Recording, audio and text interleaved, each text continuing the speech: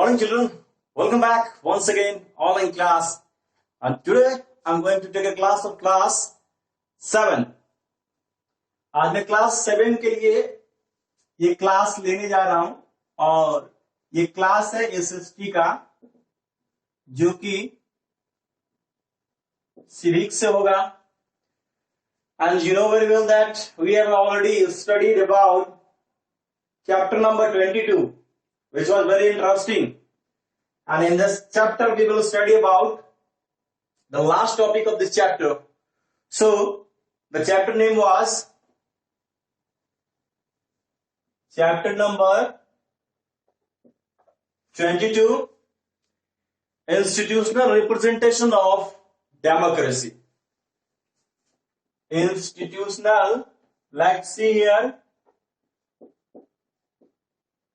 institutional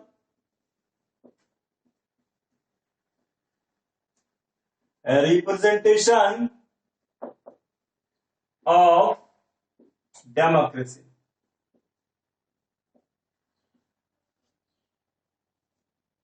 Okay?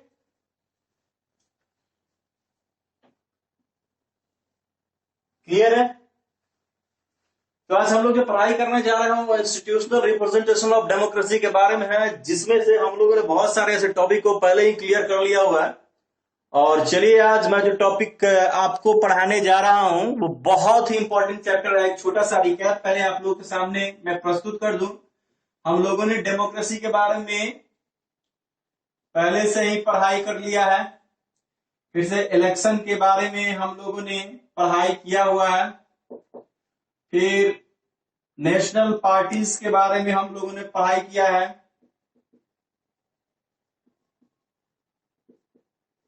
फिर state party के बारे में भी. फिर टर्म्स ऑफ पोलाइटी के बारे में हम लोगों ने पढ़ाई किया हुआ है. तो आज जो एक क्लास था हम लोगों का डेमोक्रेसी के बारे में, आप सब लोग अच्छी तरह से जानते हैं कि democracy is a very popular form of government which is the world demand today. विश्व का सबसे सर्वाधिक बहुलोकप्रिय शासन ही हमारा डेमोक्रेसी है. And the first definition which was given by a reformer president of USA, that was Abraham Lincoln. Abraham Lincoln के द्वारा पहली बार प्रजातंत्र का एक परिभाषा दिया गया था, जिसमें कहा गया था कि जनता के लिए और जनता के द्वारा चलाया गया शासन ही डेमोक्रेसी कहलाता है. और ये कैसे चूज किया जाता है? इलेक्शन के द्वारा. इलेक्शन कमीशन होती है, वो टाइम बाय टाइम इलेक्शन करती है. हमारे हर 5 साल के बाद में क्या होता है? चुनाव होता है. और चुनाव के बाद में हम लोग अपने रिप्रेजेंटेटिव्स को चुनते हैं और वही रिप्रेजेंटेटिव्स हमारा सरकार बनाती है, गवर्नमेंट बनाती है, और उसी पर हमारा पूरा देश चलता है. नेशनल पार्टीज, ये सारे पार्टीज उसमें भाग लेती है इलेक्शन में. स्टेट पार्टी, और स्टेट पार्टी जो है वो राज्यसभा, जो हमारा इलेक्शन होता है वो किसके लिए होता है? राज्यसभा, लोकसभा के लिए होता है.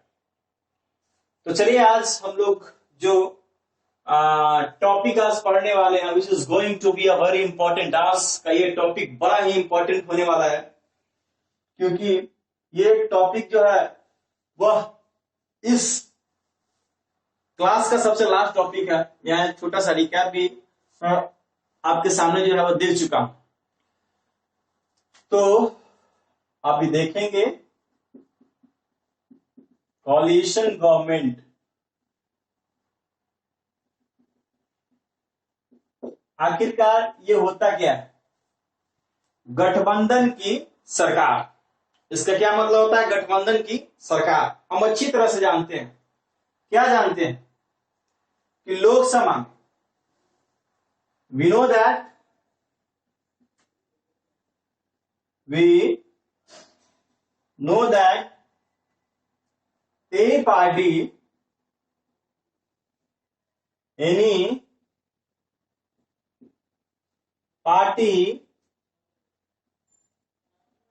have to get 51% of voting to make government. जैसे कि हम लोगों ने यहां देखा, we know that any party have to get 51% voting to make government। किसी भी पार्टी को 51% वोट चाहिए जीतने के लिए, और वही पार्टी अपनी मेजोरिटी को प्रूव करती है। Those party who prove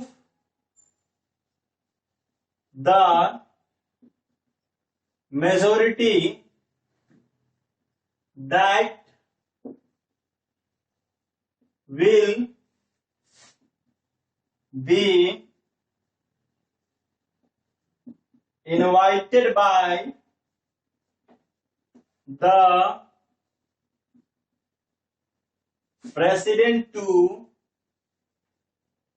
make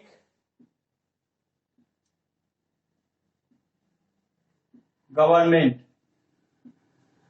ठीक है, तो उस पार्टी को क्या किया जाता है, इनवाइट किया जाता है गवर्नमेंट को बनाने के लिए। ठीक है,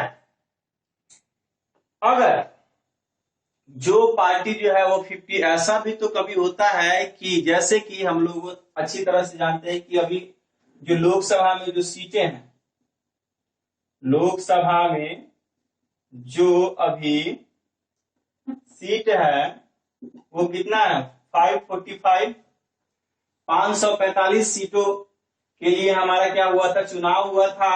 और 545 सीट में से जो भी उसका 51% वोट होगा इसका, ऑफ 51%, वही पार्टी क्या करेगी, गवर्नमेंट बनाएगी। लेकिन कभी काल पार्टी जो है अपनी मेजोरिटी जो है वह प्रूफ नहीं कर पाती है ना। sometime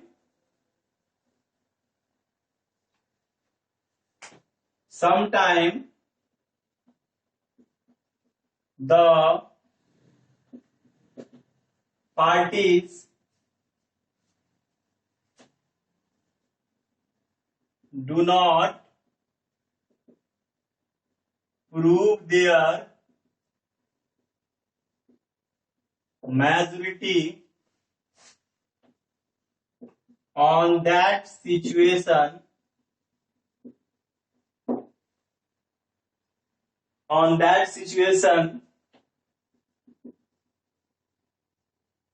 different parties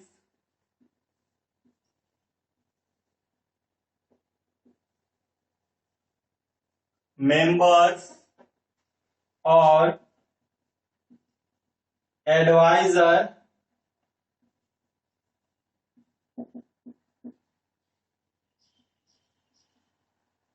come together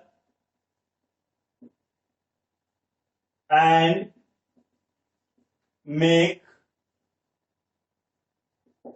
coalition government, है ना। जैसे कि बिहार में अभी किसकी है, किसकी सत्ता है, बीजेपी प्लस जेडीयू। इससे पहले किसका था, जेडीयू प्लस आरजेडी। तो चलिए आज देखते हैं कोalition गवर्नमेंट के बारे में क्या हमने अभी आपको बताया। सबसे पहली बात की कोalition गवर्नमेंट का मतलब होता है गठबंधन की सरकार। तो आखिरकार इसका मतलब क्या होता है, देखिए ये बहुत ही महत्वपूर्ण टॉपिक है इस चैप्टर का, क्योंकि ये लास्ट चैप्टर है और मैं चाहता हूं कि इस चीजों को इतनी तरह अच्छी तरह से समझा दूं कि आपको नेक्स्ट वीडियो देखने का मौका नहीं मिले। तो चलिए आज कोलिशन गवर्नमेंट के बारे में बात कर रहे हैं। तो कोलिशन गवर्नमेंट यानी गठबंधन की सरकार आखिरकार बनती कैसे है? हमें अच्छी तरह से मालूम है कि किसी भी पार्टी को सत्ता में आने के लिए कम से कम 51% वोट को जो है वह साबित करना पड़ता है किसी पार्टी को सक्सेसफुलनेस बताने के लिए। तो चलिए सबसे पहली बात मैं बता दूं कि लोकसभा जैसे कि चुनाव होता है, उसका 545 सीटों के लिए अगर चुनाव हो रहा है तो उसका 51% वोट जो है किसी वन पार्टी को जो है प्रूव करना पड़ता है। तो वही पार्टी को जो है वह प्रेसिडेंट सामने से इनवाइट करती है गवर्नमेंट को बनाने के लिए।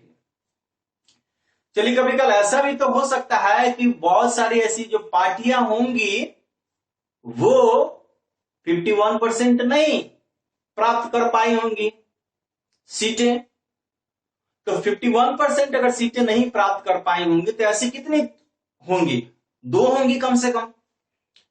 तो वो 2 पार्टी एक साथ मिलकर उसके जितने भी सदस्य हैं, उसके जितने भी मेंबर्स हैं, एडवाइजर्स हैं, लीडर्स हैं, वो मिलकर जो गवर्नमेंट बनाती है वही हमारा कोलिशन गवर्नमेंट होता है, यानी गठबंधन का सरकार होता है। तो गठबंधन की सरकार में सारे लोगों का जो मत होता है वो अलग अलग होता है। इस सरकार के ज्यादा देर तक टिकने के चांसेस नहीं होते, यह इसलिए क्योंकि ये 2 पार्टी के मैनिफेस्टो होते हैं। और 2 पार्टी के मैनिफेस्टो आपको मैंने पहले ही बताया हुआ है कि इलेक्शन के समय मैनिफेस्टो को क्लियर करना पड़ता है, और जब मैनिफेस्टो वहां अलग अलग होंगे तो पार्टीज में डिफरेंशिएशन होगा ही होगा।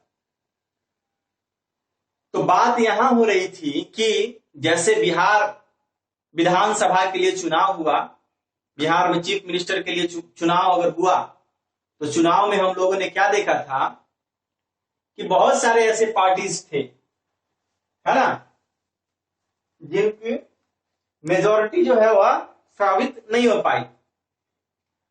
तो क्या हुआ उसमें? तो दिक्कत उनके सामने ये आई, जेडीयू की सरकार देखी, आज आरजेडी की सरकार यानी कि लालू जी के पार्टी और नीतीश कुमार की पार्टी ने मिल करके गवर्नमेंट बनाया। फिर उनका गवर्नमेंट ज्यादा दिन गठबंधन का सरकार जो है वो टिक नहीं पाया।